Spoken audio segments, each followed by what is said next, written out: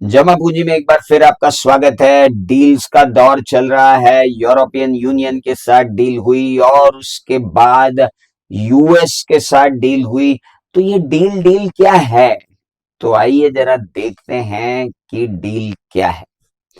दोस्तों, भारत आर्थिक विकास की प्रगति पर दौड़ रहा है और उगते सूरज को सब सलाम करते हैं। हमारे भारत की दुकान सज चुकी है और पूरा विश्व अब कैसे न कैसे करके अपने प्रोडक्ट इस भारत की दुकान में रखना चाहता है। अब चाहे वो यूरोपियन कंट्रीज हो, चाहे फिर वो यूएस हो, चाहे फिर वो और कंट्रीज हो जैसे कि यूके।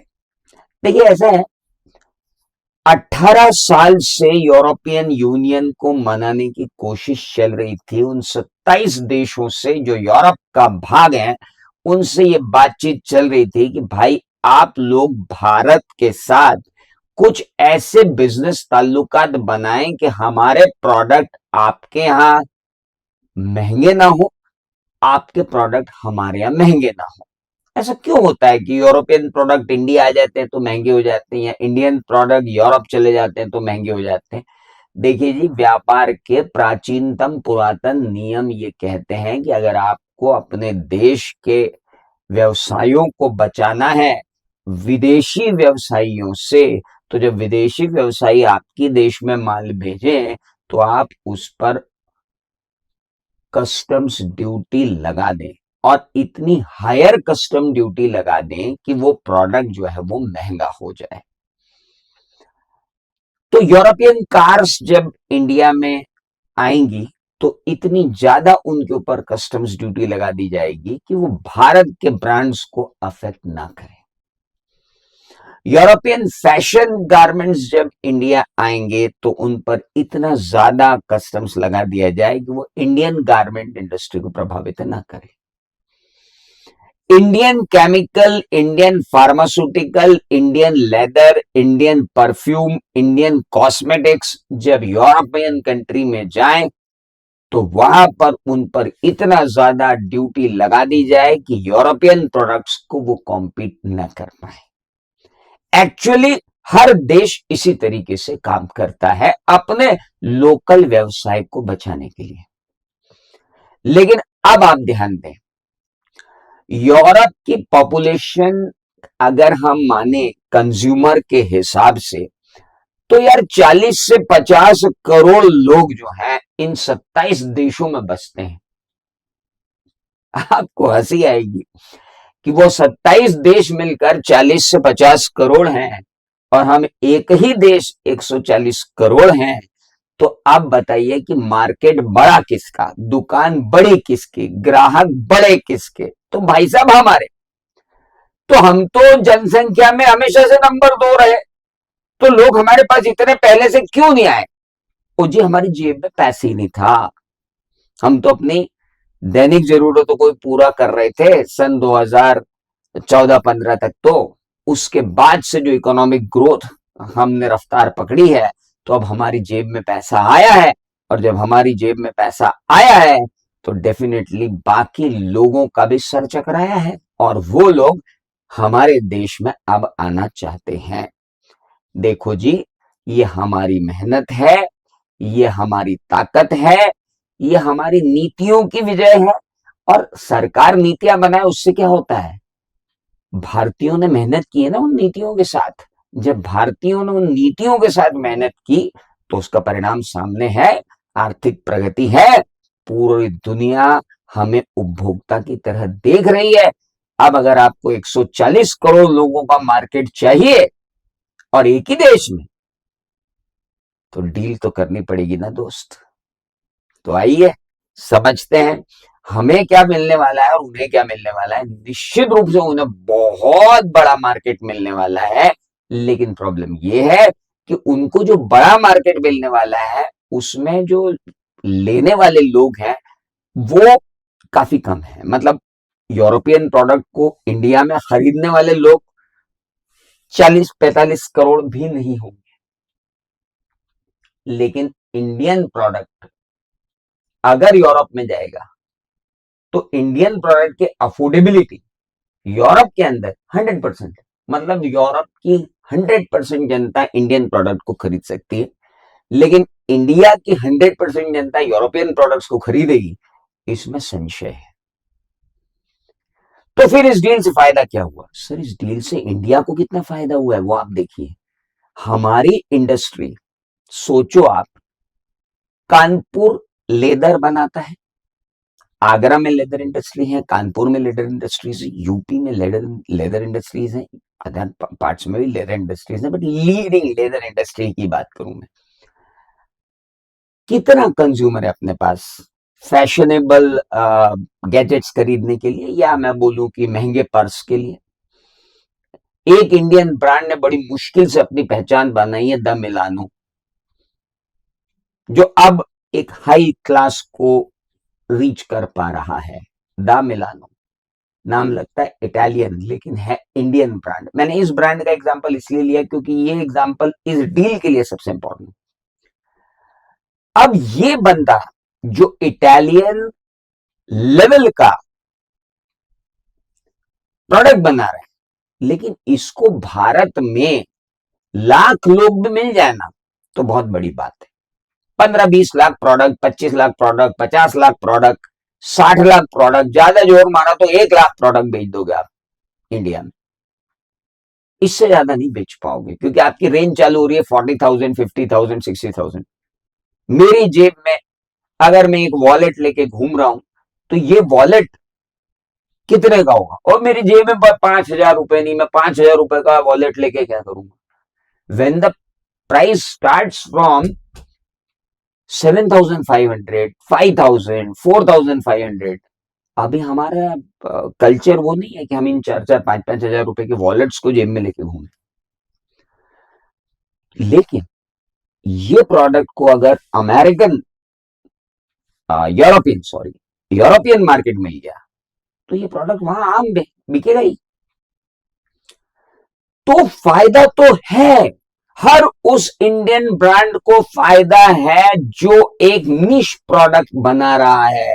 और आज इंडिया में गिन उंगलियों पे नहीं, उंगलियों पे नहीं, काफी सारे ऐसे ब्रांड हैं जो यूरोपियन ब्रांड को टक्कर देने की जरूरत करते हैं।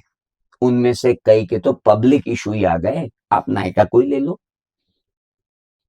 सो when you have such kind of Indian brands which can be placed in European market, so why Europe should not be open for all these products? तो दोस्तों, ये एक कोड है जिसको हम डिकोड कर रहे हैं कि ये डील हमारे लिए क्यों इंपॉर्टेंट है। ये डील हमारे लिए इसलिए इंपॉर्टेंट है, क्यों? क्योंकि जितने इंडियन विलासिता वाले लग्जरी प्रोडक्ट्स हैं, वो सारे लग्जरी प्रोडक्ट्स जो हैं हमें बेचना है कहां? यूरोप में। तो आइए देखते हैं कि ये डील कब से इफेक्ट में आएगी। देखिए, अभी तो एग्रीमेंट हुआ है, एग्रीमेंट के बाद 1 आध साल की अप्रूवल है। यूरोपियन यूनियन में हमारे यहाँ तो क्या एक ही संसद है पास हुआ, और यूरोपियन यूनियन 27 देश है, वो सब हालांकि राजी हैं, बट उनकी भी तो पास होगी ना, वो उनकी संसद में भी पास होगा, तो 1-1.5 साल 2 साल का समय लगेगा। एग्रीमेंट को अप्रूवल की जरूरत है, पूरी तरह इंप्लीमेंट होने में 1-2 साल लगेंगे, लेकिन शेयर मार्केट तो भांप लेते हैं ना कि 2 साल बाद क्या होने वाला है। जितने इंडियन लग्जरी कॉस्मेटिक प्रोडक्ट्स हैं, परफ्यूमरीज हैं, जो भी आपके लेदर इंडस्ट्रीज हैं, जो भी डायमंड इंडस्ट्रीज हैं, जो भी ज्वेलरी इंडस्ट्रीज हैं, इंडियन ब्रांड्स जो थोड़े बहुत भी मार्केट में हैं। अच्छा, इंडिया में डायमंड मार्केट भी अपने आप में बहुत बड़ा और इंडियन नाम मार्केट में, यूरोपियन मार्केट में नहीं, पूरे इंटरनेशनल लेवल के मार्केट में इंडियन ब्रांड्स जो डायमंड और ज्वेलरी में, वो तो है ही ना। नीरव मोदी भले ही किसी और कारण से फेमस हुए हों, लेकिन जिस कारण से वो इल फेम हुए, उसके पहले जो वो फेमस थे वो तो अपनी ज्वेलरी ब्रांड के कारण ही थे ना। तो ऐसे कई सारे ब्रांड्स हैं जो यूरोप में चल रहे हैं, लेकिन अब उनको और ज्यादा गति मिलेगी। अभी तक हमारा मैक्सिमम एक्सपोर्ट जो होता था वो कहां होता था? यूएसए में। और यूएसए में एक्सपोर्ट होने के दो कारण थे। एक तो यूएसए में आधा इंडिया तो बस गया जाके, तो जो इंडियन मिडिल रेंज के प्रोडक्ट थे, अगर आप यूएस में एक्सपोर्ट भी देखोगे ना, तो अपने ही इंडियन प्रोडक्ट को खरीद रहे हैं वहां पे। तो वो भी एक रेशो है, वो भी एक ध्यान देने वाली बात है। लेकिन यहां पर जो यूरोपियन यूनियन है, यहाँ पूरे कंज्यूमर जो है वो उनकी तासीर ही अलग है। यहाँ के कंज्यूमर की तासीर वो नहीं है, यहाँ के कंज्यूमर की तासीर बहुत अलग है यूएस और यूरोप के लेवल ऑफ लिविंग में। और जो उनकी रिचनेस है, जो उनकी वेल्दीनेस है, जो उनका एक शाही अंदाज है जीने का, वो यूरोप का बहुत अलग है। इन्होंने तो सदियों तक राज ही किया है ना, मतलब these people in Europe, they have rule the world ना। सो इन लोगों के खून में ही राजसी ठाट है, तो वो वैसे ही चलेंगे। वो तो 7 कोर्स मील वाले लोग, अपने जैसे लोग नहीं है वो, तो वो उनके हिसाब से चलते हैं। तो अब एक्सपोर्ट्स में बढ़ोतरी होगी, मैन्युफैक्चरिंग बढ़ेगी, इंडिया में नए जॉब्स क्रिएट होंगे, इंडिया के अंदर फॉरेन ब्रांड्स भी आएंगे। क्यों आएंगे? क्योंकि जिसको भी यूरोप माल बेचना है, उसको मैन्युफैक्चर्ड इन इंडिया वाला टैग अगर मिल जाता है, तो यूरोपियन यूनियन में जाना आसान हो जाएगा। तो मैं खाली भारतीय ब्रांड्स की बात नहीं कर रहा हूं, ऐसे इंटरनेशनल लोग जो अपना माल यूरोप में बेचना चाहते हैं, वो इंडिया में आएंगे, अपनी 100% सब्सिडरी बनाएंगे, यहाँ फैक्ट्री डालेंगे, यहाँ मैन्युफैक्चरिंग करेंगे और फिर यूरोप को भेजेंगे। मल्टीपल फोल्ड्स हैं, मल्टीपल फोल्ड्स। हर भारतीय को ये जानना जरूरी है कि ये हो क्या रहा है। आप ध्यान से देखिए इस चीज को। टेक्सटाइल और लेदर सेक्टर को बहुत ज्यादा फायदा है, मैंने आपको पहले ही बताया। फैशन इंडस्ट्री जो है वो इस डील से सबसे ज्यादा फायदे में है।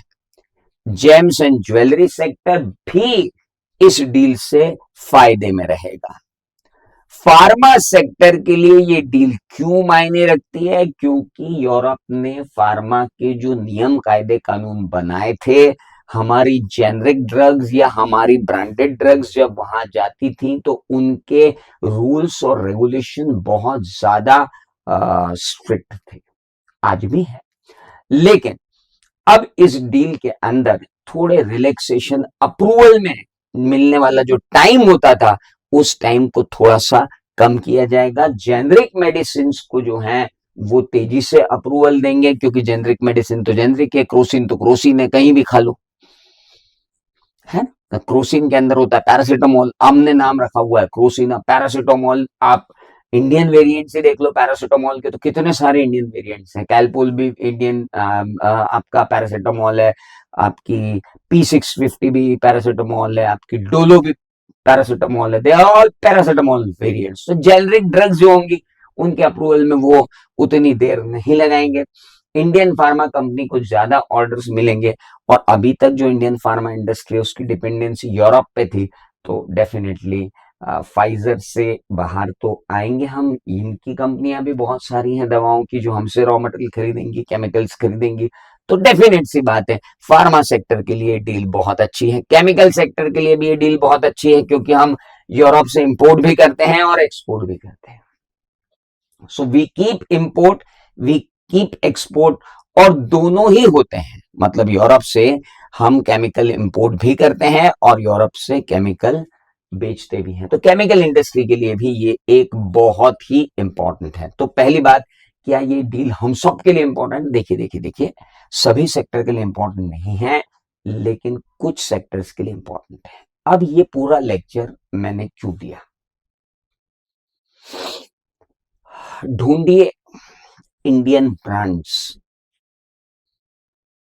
जो लिस्टेड एंटिटीज के पास हैं, जो लग्जरी प्रोडक्ट्स में डील करते हैं, जिनके पब्लिक इशू आ चुके हैं, जिनके शेयर्स अभी रीजनेबल प्राइस पर हैं। ढूंढिए, मैं ढूंढ दूंगा, आप चिंता मत कीजिए। पर मैंने आपको बार बार कहा है कि मैं फाइनेंशियल इन्फ्लुएंसर नहीं हूं, मैं फाइनेंशियल एजुकेटर हूं। मैं भारत में फाइनेंशियल लिटरेसी लाना चाहता हूं।